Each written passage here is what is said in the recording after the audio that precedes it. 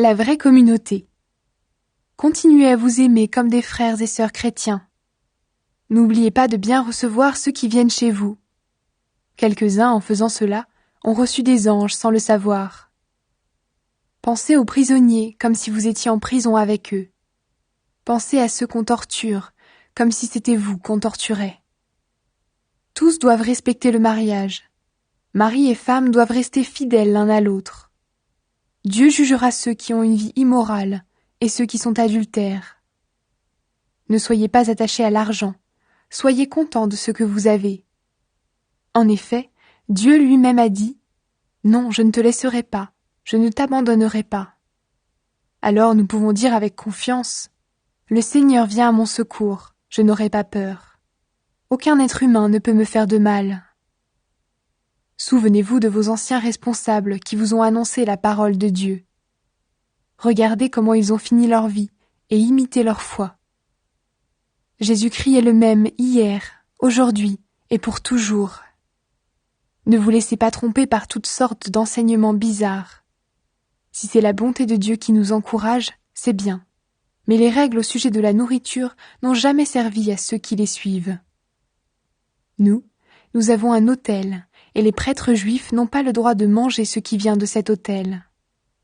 En effet, eux, ils servent dans le temple.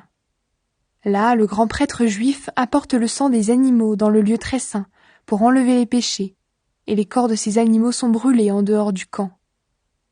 C'est pourquoi Jésus, lui aussi, est mort en dehors de Jérusalem, pour libérer le peuple de ses péchés avec son sang à lui.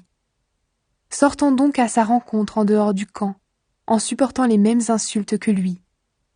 Sur la terre, nous habitons une ville qui ne durera pas toujours, mais nous cherchons la ville qui existera plus tard.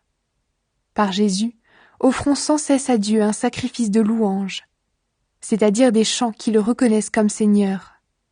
N'oubliez pas de faire le bien et de partager ce que vous avez. Voilà les sacrifices qui plaisent à Dieu. Obéissez à vos responsables et soyez leur soumis. Ils veillent sur vous parce qu'ils devront rendre des comptes à Dieu.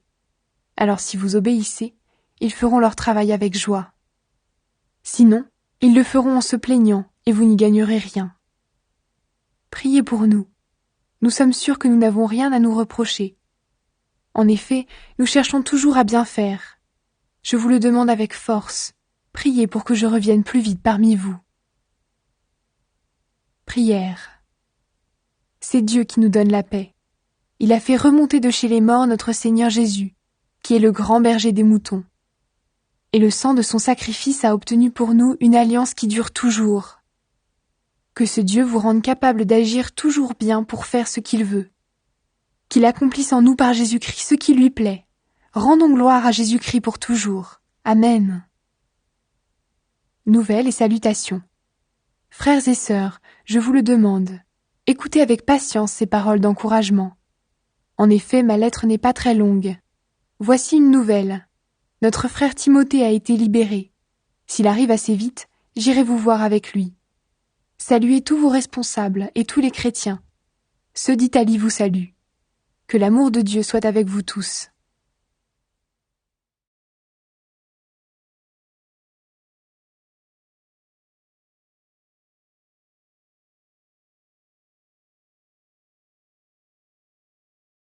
Salutations.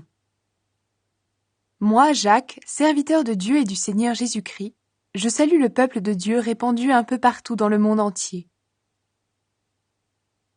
Résistez dans les difficultés.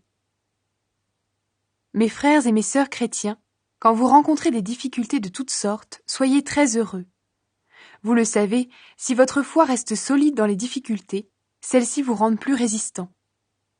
Il faut que vous résistiez jusqu'au bout. Alors vous serez vraiment parfait et vous ne manquerez de rien. Si quelqu'un parmi vous manque de sagesse, il doit la demander à Dieu, et Dieu lui donnera cette sagesse. En effet, Dieu donne à tous généreusement, sans faire de reproches. Mais il faut qu'il demande avec foi, sans douter. Celui qui doute ressemble à une grosse vague de la mer que le vent soulève et agite. Celui-là ne doit pas penser qu'il va recevoir quelque chose du Seigneur. C'est quelqu'un qui ne sait pas choisir sa route. Tantôt il avance, tantôt il recule. Pauvreté et richesse. Le chrétien qui est pauvre et petit peut être fier, parce que Dieu lui donne une place importante. Le chrétien qui est riche doit être fier, parce que Dieu le rend petit. En effet, le riche ne dure pas. Il est comme la fleur d'une plante sauvage. Le soleil se lève avec sa chaleur brûlante, il sèche la plante, la fleur tombe, et elle perd sa beauté. De la même façon, un jour, le riche va être balayé avec toutes ses activités. Dieu ne pousse personne au mal. Il est heureux l'homme qui résiste dans les difficultés. En effet, quand il aura montré sa valeur, il recevra la vie. C'est la récompense que Dieu a promise à ceux qui lui donnent leur amour. Quand quelqu'un a envie de faire le mal, il ne doit pas dire « c'est Dieu qui me pousse au mal ». Dieu ne peut pas avoir envie de faire le mal et il ne pousse personne au mal.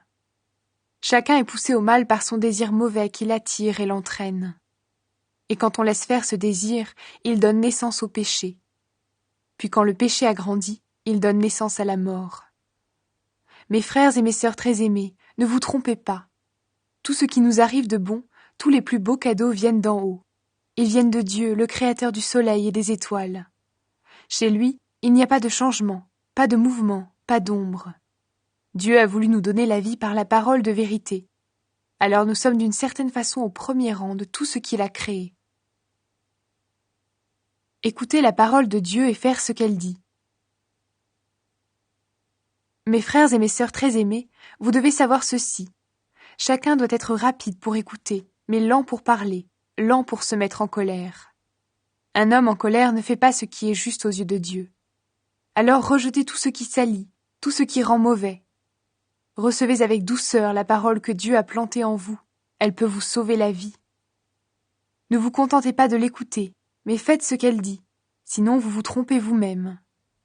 Oui, celui qui écoute la parole et qui ne fait pas ce qu'elle dit, voici à qui il ressemble. Il ressemble à un homme qui regarde son visage dans un miroir. Il se voit tel qu'il est, il se regarde puis il s'en va, et il oublie tout de suite comment il est. Au contraire, voici quelqu'un qui étudie avec attention la loi parfaite qui rend libre. Il reste attaché à cette loi, il écoute la parole, il ne l'oublie pas, et il fait ce qu'elle dit. Cet homme-là sera heureux dans ce qu'il fera. Si quelqu'un croit être un bon chrétien, mais n'est pas maître de sa langue, il se trompe lui-même, et sa façon de pratiquer la religion ne vaut rien. Aux yeux de Dieu notre Père, voici la façon parfaite de pratiquer la religion. Prendre soin des orphelins et des veuves dans leur malheur, ne pas se laisser salir par les choses du monde. Faire des différences entre les gens, c'est désobéir à la loi. Mes frères et mes sœurs, vous croyez en Jésus-Christ, notre Seigneur plein de gloire. Alors ne faites pas de différence entre les gens. Prenons un exemple. Un homme vient là où vous êtes réunis.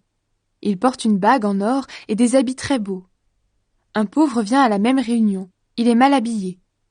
Vous montrez plus de respect à l'homme qui porte les beaux habits et vous lui dites « Vous, asseyez-vous ici, à cette bonne place !» Au pauvre vous dites « Toi, reste debout !» ou bien « Assieds-toi là, par terre, à mes pieds !» Quand vous agissez ainsi, est-ce que vous ne faites pas des différences entre vous? Est-ce que vous ne jugez pas avec un cœur mauvais? Écoutez, mes frères et mes sœurs très aimés. Est-ce que Dieu ne choisit pas justement ceux qui sont pauvres aux yeux du monde? Il veut les rendre riches en leur donnant la foi. Il veut qu'ils reçoivent le royaume promis à ceux qui ont de l'amour pour lui. Mais vous, vous méprisez les pauvres. Pourtant, qui vous écrase? Qui vous traîne devant les tribunaux? Ce sont les riches, n'est-ce pas? Ce sont les riches qui se moquent du beau nom que Dieu vous a donné. Les livres saints disent « Aime ton prochain comme toi-même ». C'est la loi du royaume, et si vous obéissez à cette règle, vous agissez bien. Mais si vous faites des différences entre les gens, vous péchez, et la loi de Moïse vous condamne parce que vous désobéissez. Oui, celui qui suit toute la loi, mais qui désobéit à un seul commandement est coupable envers toute la loi. En effet, Dieu a dit « Ne commets pas d'adultère ». Mais il a dit aussi « Ne tue personne ». Donc par exemple, tu ne commets pas d'adultère, mais tu assassines quelqu'un. En faisant cela, tu désobéis à la loi. Parlez et vivez comme des gens qui vont être jugés par une loi qui rend libre. Oui, au moment du jugement,